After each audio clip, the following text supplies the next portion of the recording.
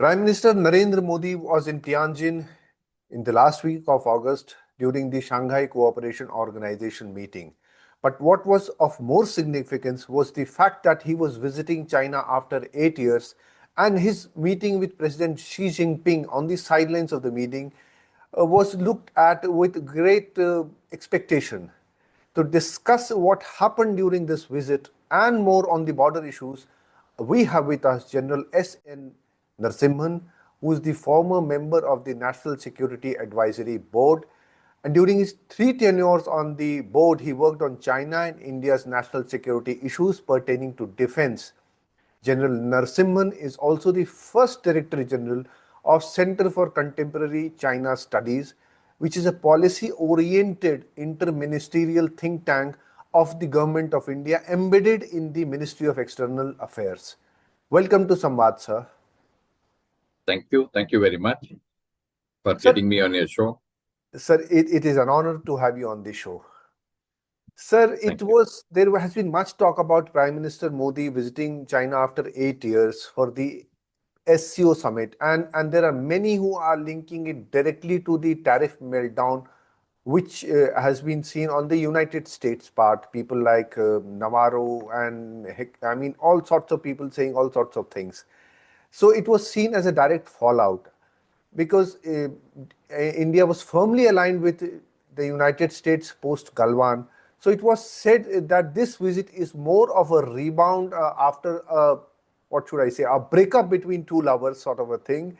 So Prime Minister Modi decided to proceed to China to meet President Xi Jinping. Now help us decode, sir, whether it was a case of showing Trump that India had options or whether the outreach was a natural consequence of Indian strategic thinking. Okay, that's a good question, and many people have got a lot of doubts on this particular question. So what I would like to say is, first thing we need to look at it is SCO was a multilateral kind of a meeting. It was a summit meeting. Please also understand, such summit meetings are generally decided many months in advance because the heads of the state have to adjust their schedule and things like that. One thing that we need to keep in mind is SCO summit is not something which just propped up on that occasion, so that, as a reaction to the tariffs that India was facing, the Prime Minister was doing. Firstly, this point needs to be understood. Second thing is, it's a multilateral kind of a setup. So a couple of things came out in the Tianjin declaration, which was given out on 1st of September. Basically, one was on terrorism, definitely, because we had in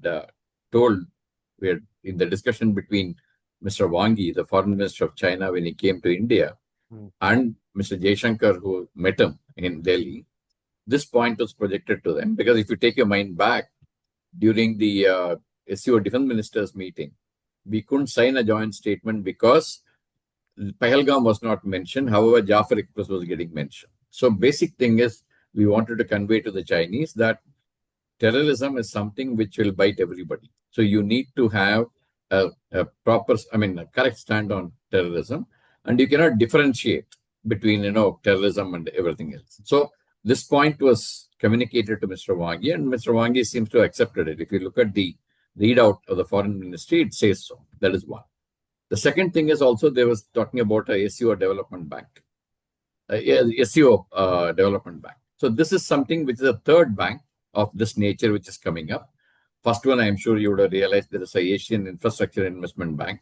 Second is a new development bank, which was earlier known as the BRICS Bank. And this is a third bank that is coming up. These banks are actually coming up because there is a feeling that the Bretton Woods institutions like World Bank, IMF, and things like that are not actually measuring up to the expectations of the countries which are either LDCs or least developed countries or developing countries. Mm-hmm. They impose a lot of conditions. They take a lot of time in dispersing loans, etc. Compared to that, if you look at AIIB and NDB, the New Development Bank, they have been functioning on a more transparent basis and on a properly internationally accepted norms. And so the popularity of these two banks is, I would say, is increasing compared to, say, ADB or any other institution. The second one was actually the Shanghai SEO Development Bank. And there are certain issues regarding youth, certain issues regarding MSMEs, etc., which came up. So first point is this: we need to understand it is a multinational kind of an organization, and the visit was meant for that. Generally, when such organizations may have a summit meeting, there are a number of meetings on the sideline that are held. In one such meeting, Mr. Modi met Mr. Xi Jinping, and the discussions took place thereof. So this is something I think we need to keep in mind. The main purpose was the multilateral kind of organization. The side meeting was actually the India-China meeting, and there are many side meetings like that. Our Prime Minister also met a number of other dignitaries. Similarly, others also met each other. So there is a number of meetings that took place. So this is the way I think you need to see it. It is not as a reaction to tariffs. And the second point is, India-China relations did not start improving after the tariffs were put on India. You must take your mind back to October 2022. In 2022, we started disengaging from 4 points, which were actually which had come into play post Galwan crisis. Okay, and thereafter, for 2 years, we negotiated. And on 21st of October 24, we signed an agreement with China on the Depsang and Demchok. So all the 6 points that were actually affected by Galwan crisis have been now sorted out for disengagement. Okay, that is the point. Our external affairs minister has been saying the disengagement process is by and large complete. However, there is one issue of temporary moratorium on petroling that was established in the 4th point that we disengaged in October 2022 that needs to be discussed further. Okay. Thereafter, we are supposed to go in for and so the relations actually started improving from October 24 onwards. In that agreement, we also thought about restarting the Mansarovar Yatra, which actually went through this year, and the direct flights to between India and China. That is still in the works. It can start at any time. And then there were visas, exchange of journalists, etc., which the Chinese have been asking for a long time. That has been actually done. So the thing is, the point I'm trying to convey is, we should not link Prime Minister's visit to SCO summit with the tariffs that are being imposed on India. These two are not actually linked. It was a meeting which was already in the offing, and the relationship has started improving straight from that time. Relationship has started improving doesn't mean that, we're all, very close friends and things like that. It is a cautious kind of a approach that both the countries are taking. And hopefully it will keep improving in the future also. Very, very important to have clarity on these issues, because a lot of propaganda and misinformation leads to very tricky situations for the leadership also. Now, correct. The Chinese ambassador Xu Feihong, so he's written in the Hindu yesterday only that the meeting between PM Modi and President Xi Jinping has reached a new important and common understandings on growing India-China relations. Xi himself spoke of China-India should be good neighbors and partners, and the elephant and dragon should dance together. So in your opinion, because there are a lot of things the Chinese say which they mean something else and they say something else, what exactly transpired according to your opinion? What transpired at the meeting, and what is the significance of this meeting? Okay, what transpired at the meeting is not generally known. Okay, that has been kept under the wraps. So to some extent, the statements exactly what was. I'm talking the statement. I'll come to the statement. If you look at the Prime Minister's initial remarks, which is in the open domain, anybody can see it. It's in the open domain. He talked about three mutuals, which has been a euphemism for, for informing China that, this is what we want. Mutual respect, mutual sensitivity to each other's concerns, and then mutual interest. My interest and your interest should be mutual. It can't be clashing interests and one is trying to prevail over the other. So three mutuals has been the basis on which this relationship has been going for the last about 5 years or so. Okay. So what Prime Minister talked about is also three mutuals. He talked about the boundary issue being, at a little stable on the line of actual control since the special representative talk that took place in December last year. And then he also talked about Mansarovar Yatra and other issues. So the point we need to understand is, firstly, this three mutuals is an indication that we still have some way to go to bridge the gap in the relationship. That is one point. The second thing is, in a subtle manner, the PM was talking about border and also the improvement that have been taking place. In a subtle manner, he was linking both. Since the line of actual control has become more stable, these things can generally progress. That is the kind of message. Even when, if you look at Mr. Xi Jinping's statement, which came up and which Ambassador Xu Feihong has mentioned in his article in Hindu yesterday, basic thing he also mentioned about we both should have good relationship, etc., etc. So the basic thing is what they discussed in the closed premises is not known, and so it's not correct for us to discuss anything on that. But from the opening statements, you can say there was a tentative and a cautious approach in that meeting towards taking relationship forward. I'm sure both the leaders would have discussed something and would have discussed ways forward. I'm sure that will happen over a period of time. Please also don't forget, this year is the 75th year of establishing diplomatic relationship with China. So if you take your mind back, when Xi Jinping came to Mamallapuram in 2020, in 2019 actually, we had decided to do 70 events in each other's countries to commemorate the 70 years of establishment of diplomatic relationship. That didn't take place basically because of Galwan happened and everything went south. They could have discussed about 75th year of anniversary that both the sides are on, and then definitely look at how to celebrate this. That is one issue. Second is BRICS leadership is coming up, and China is going to hold a summit, and we are going to hold a summit. So cooperation in this definitely would have been discussed in a manner. So such things definitely would have been discussed. In addition, some bilateral activities would have been discussed, I am sure. But it is not in the open domain, and so we will leave it at that. My own understanding of both the opening statements and the way things have panned out and things which came out in the media and even in the official sources tells me that it was a cautious kind of a meeting to ensure that the relationship goes forward, but in a calibrated manner. That is the way I see this. Sir, generally, it is very difficult to understand China as to how their mind works. We had 18 meetings between Prime Minister Modi and President Xi Jinping. And then the Wuhan outreach, then him coming to Mamallapuram. A lot of optimism going on during that period. But suddenly Galwan happened. Now, I have never been able to decipher as to why, when things were in the right direction, I would say the LAC would have come up for discussion. Maybe we would have talked over things.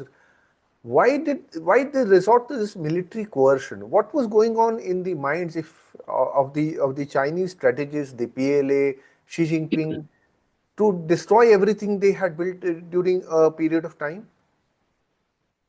That is a good question and a difficult one to answer, because when we're looking at the reasons why Galwan happened, Chinese themselves in various forums have come out with 6-7 reasons for it. I will not go into those details because it doesn't really make a sense of why it happened, because unless all of them have said this is why we did it, then we could have taken that as an answer. But since there are 6-7 variations of that particular thing, why they did it is something that we need to keep in mind, that they themselves, or the way they were expressing it, may not really be the official position or official reason for it. Okay, that is one thing. The second thing is, starting from 1954 onwards, in the middle sector, that is in Barahoti and in Shipkila sectors, the intrusion started.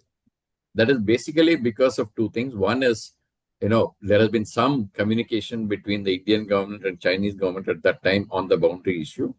The Chinese have been saying that the maps that are published by them are the old Kuomintang maps, and then they haven't had the time to go through them, and then when they get the time, they'll do it. But then there was a constant kind of a push, particularly when the Western Highway got constructed in 1957.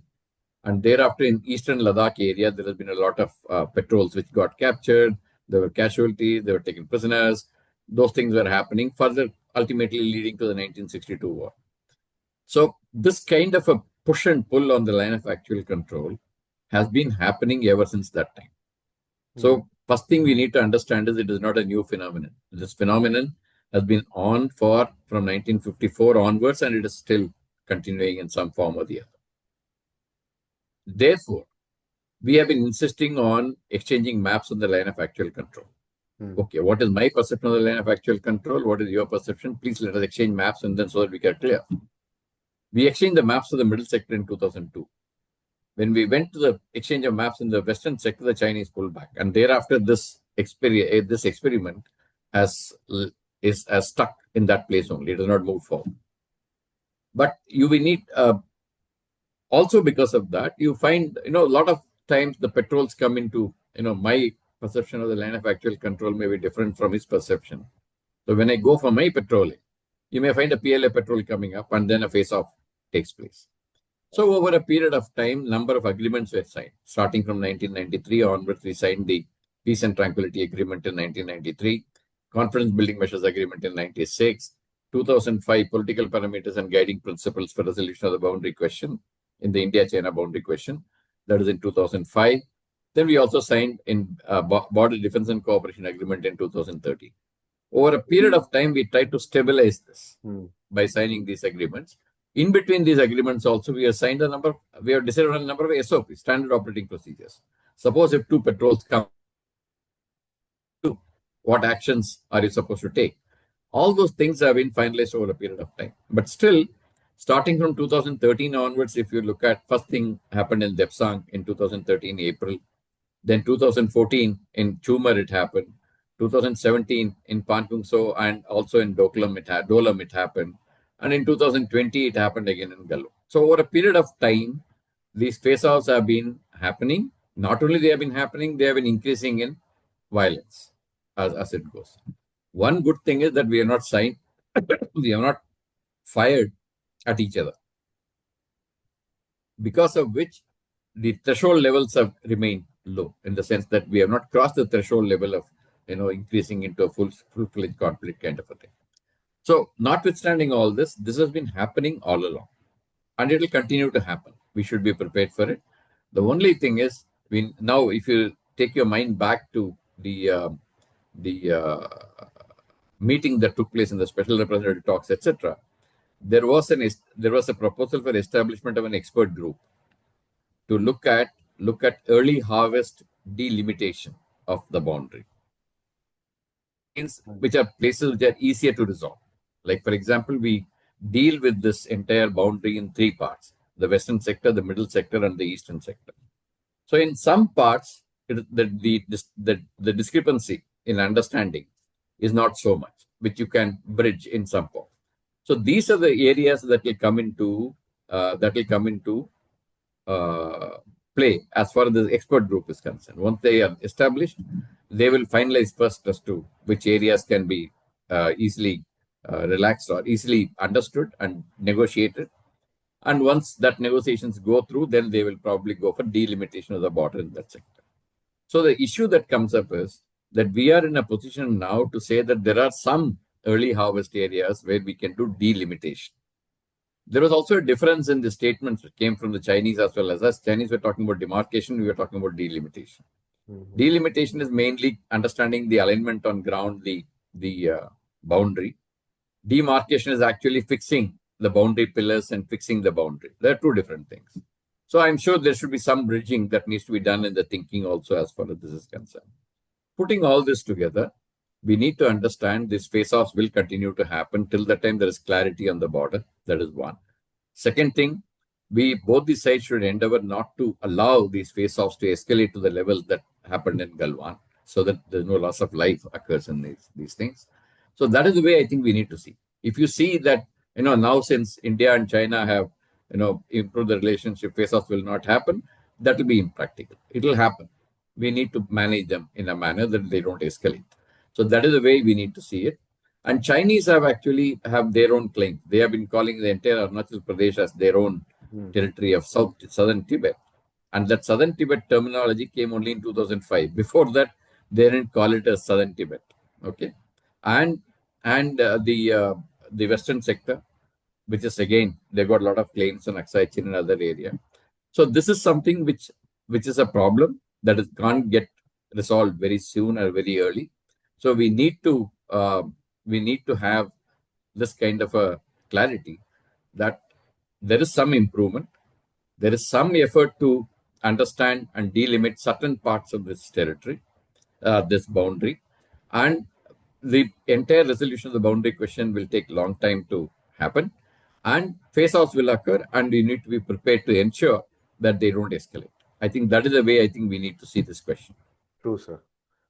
Sir, I'll take you back to Tianjin, and there was an interesting meeting between Prime Minister Modi and Kaishi. I'm not very sure of the pronunciation. You can correct me on that. The pronunciation is Saichi. Saichi. He's not a diplomat. He's not a diplomat in the usual sense of the word. It is said that he's one of the 7 members of the China's Politburo Standing Committee, the top decision-making body of China.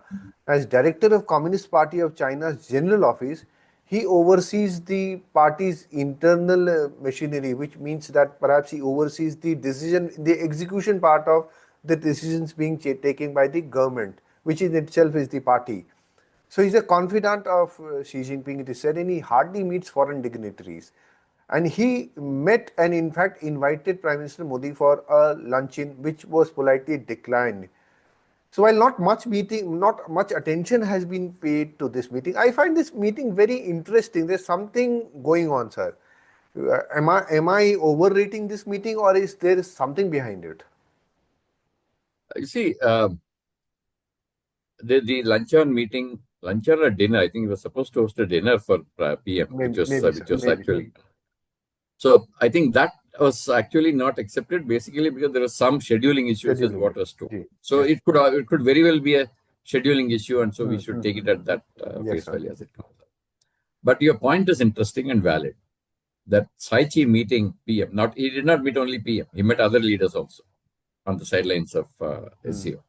So we all focused only on our PM meeting him, but he also met other leaders of the other countries. So this is an interesting one. Generally, it is the premier of that country would have actually met our prime minister. Like, for example, there is the equivalent. There is the equivalence there. Between president and president, there is an equivalence. Between prime minister and premier, there is an equivalence.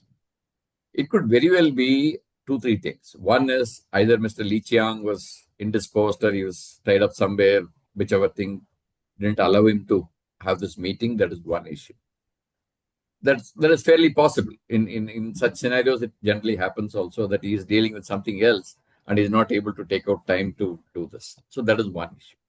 The second issue, Saichi meeting itself is important. There's a lot of speculation. I would say typically speculation about who will replace Mr. Xi Jinping as and when he decides to demit office. Because there is no limit of his tenure. He has already got it waived in the last party congress. So maybe in 2027 again he will come to power again for another 5 years. However, his age is also catching up. We need to understand, because by the time he comes to 2032, he'll be somewhere around in the late, somewhere near 80s. 80 years, something like that.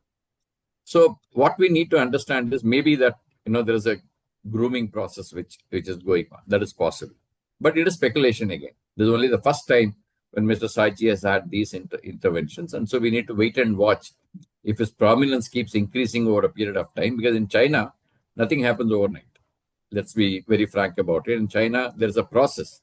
Like, for example, if somebody is going to become the president of the country, 2 years before he becomes president, he'll be inducted into the Central Military Commission as the vice chairman, so that he understands the matters, etc., for 2 years, and then he becomes the president. So last 4 or 5 generations, when you see the leaders changing, this has been the practice. And so hopefully that will happen even in case whenever Mr. Xi Jinping decides to demit office. So that could be the second option, that maybe that he is in the limelight, he's coming into the limelight. There are a number of successors that are being discussed for Mr. Xi Jinping.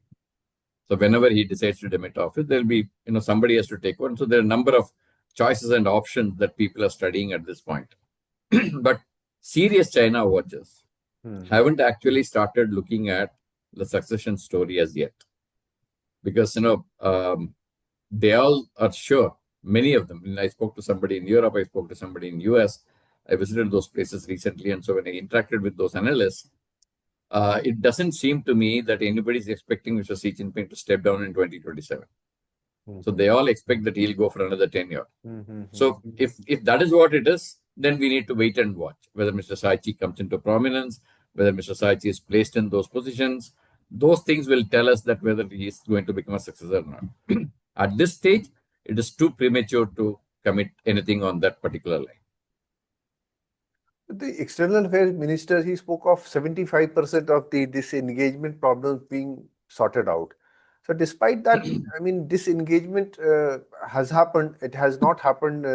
We are told of Demchok and Depsang still continues the standoff sort of situation.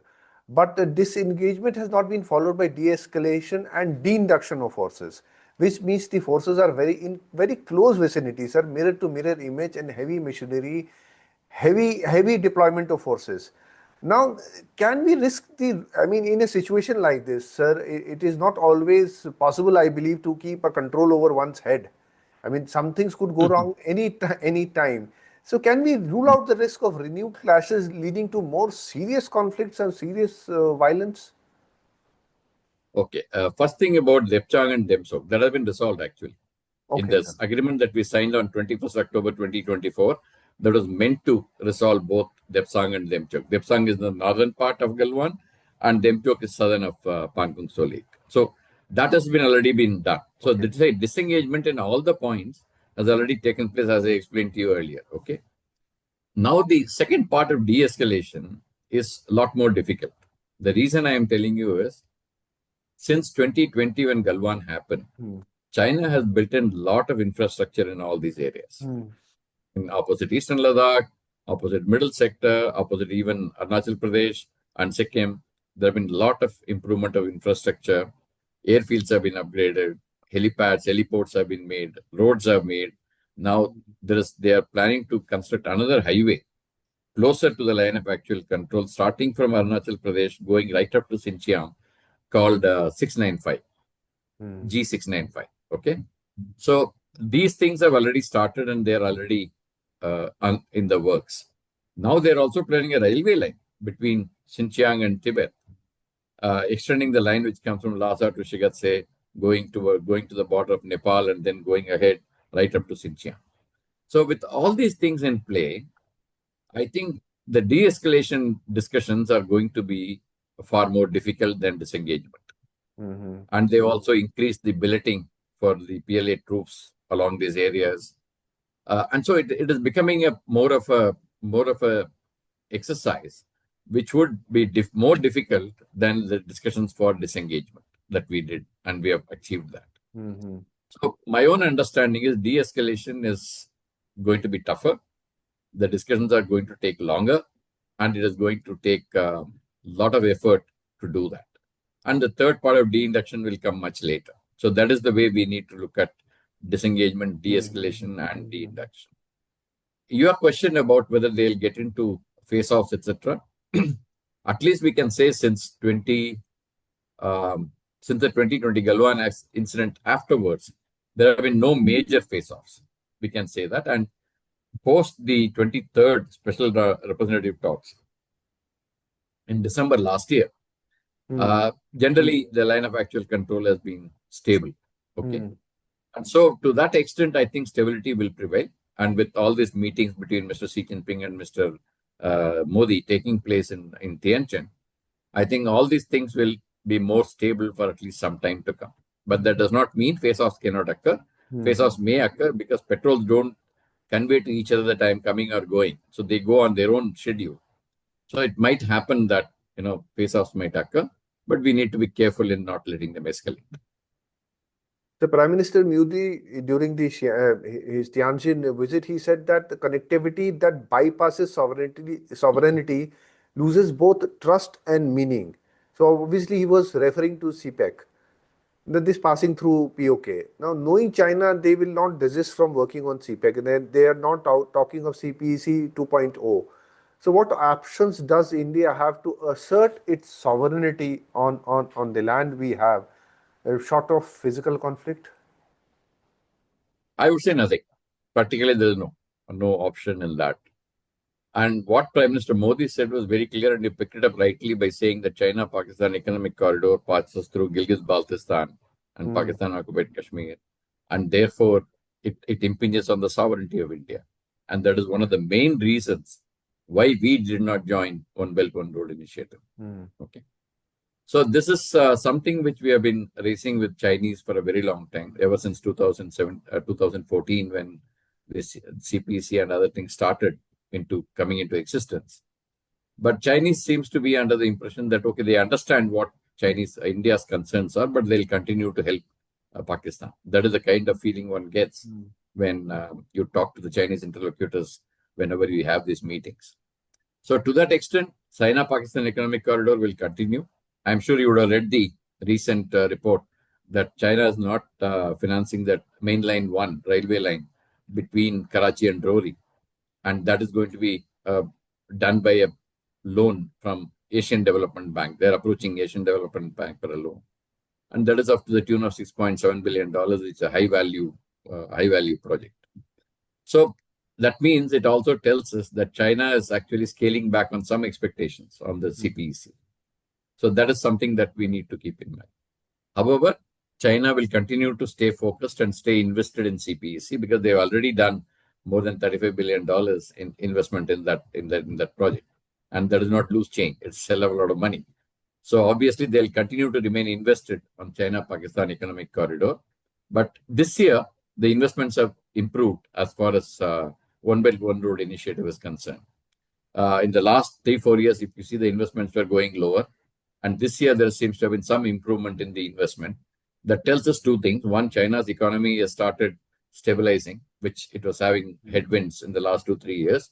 And second thing, China has got renewed interest in One Belt, One Road initiative. The point which you mentioned about, BRA 2.0, as they call it, I still continue to call it One Belt, One Road, because their website still says Ita Ilu, which means One Belt, One Road. So that means they only changed the nomenclature, but the original intent and everything remained the same. So in that, what they mean is, when BRA 1.0 took place, most of the agreements signed were all bilateral. Though it was supposed to be a multilateral project, it was all bilateral projects, and they were all done in secrecy. None of the contacts are open to scrutiny. What was discussed between both the governments or both the parties was not also open. So it was a very opaque kind of a system. So some countries have started pushing back on One Belt, One Road initiative. This BRA 2.0 is supposed to cater for those concerns and making it a little more transparent, etc., etc. So we'll have to see it from that light, than looking at it as something which has changed. It has not changed anything. The One Belt, One Road initiative and its focuses remain the same. Any project which is happening in any country is grouped under One Belt, One Road initiative on any subject. And then there is a increasing kind of interaction and other things that are happening, because slowly it happened from connectivity, it went to digital Silk Road, then it went to space Silk Road. So there are a number of the branches out of that One Belt, One Road initiative that one gets to see. So this will continue, maybe with a little less investment from China than before. But I think it may become a little more transparent than what it was before. That is how I see One Belt, One Road Initiative 2.0. Sir, one final question, sir, which I believe every Indian has on his mind. Can India or should India trust China? I think in international relations, you trust nobody. We are having good relationship with with the US. What happened since May onwards, that relationship has gone southwards very much. Now they're trying to pick up the pieces and move it ahead. But in international relations, there are no permanent enemies or permanent friends. And off late, there is also a term which has come up. There are no permanent interests. The interest also could change. So the thing that we need to keep in mind is trusting is okay when we need to trust people. But there is a famous saying of American president who said, trust but verify. So I think that is a point we need to keep in mind. We need to trust. China is a big neighbor. There's nothing to hide. China is a big neighbor, and you can't wish away neighbors. He's going to be there with you permanently, and you are going to be with them permanently. So to that extent, I think we need to maintain good relations. I don't deny that fact, but we need to be extremely cautious, and we need to verify anything that you can trust. So that is something which I would keep in mind. Very true words, sir. Trust but verify, and we should not be going overboard about every meeting, every venture. We should be keeping our heads on our shoulders. We'll have to Absolutely. conclude on that part, sir. Thank you so much for sparing time for us, sir. Thank you. My pleasure. My pleasure. Thank you very much.